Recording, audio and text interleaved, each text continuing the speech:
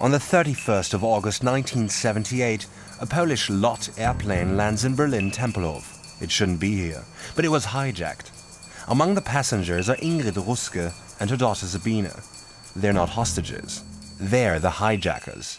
And they've achieved what they set out to do. There were fire engines everywhere, ambulances and God knows what else. They'd called in every service available. Then they took us off in a bus to the officers' club.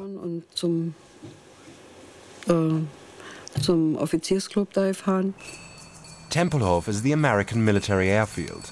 The US police arrest Ingrid and her daughter. Hijacking a plane is no small matter, and the pair end up spending 2 months in Tempelhof. The story of the hijacking begins when Ingrid is a waitress at Café Moscow in East Berlin.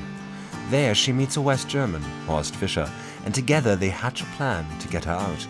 He will arrange fake passports that Ingrid and her daughter will use to escape on the ferry from Gdansk.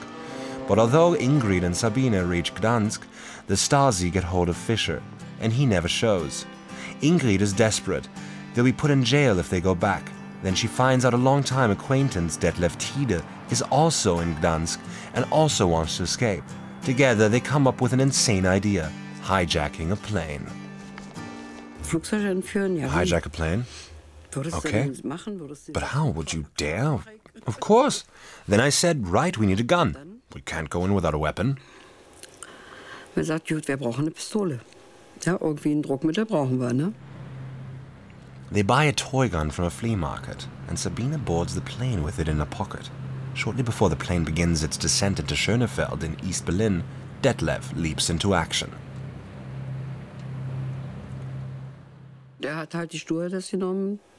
He grabbed the stewardess by the hair and pulled her down.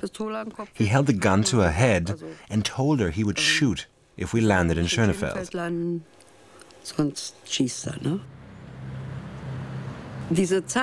In the time between that and the plane landing, the craziest things went through my head. I can't describe it. The tension was unbearable.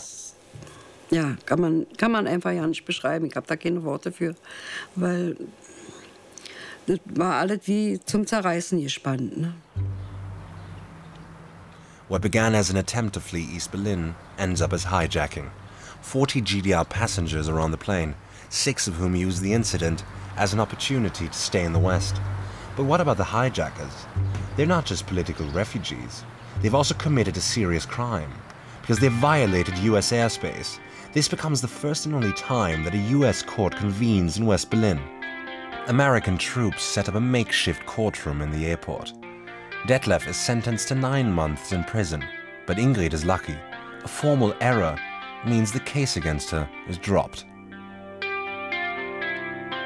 It takes 2 years to buy Horst Fischer out of GDR custody. He and Ingrid marry in 1985. The next decade will see 16 more Polish planes hijacked and forced to fly to West Berlin. Most of them end up in Tempelhof.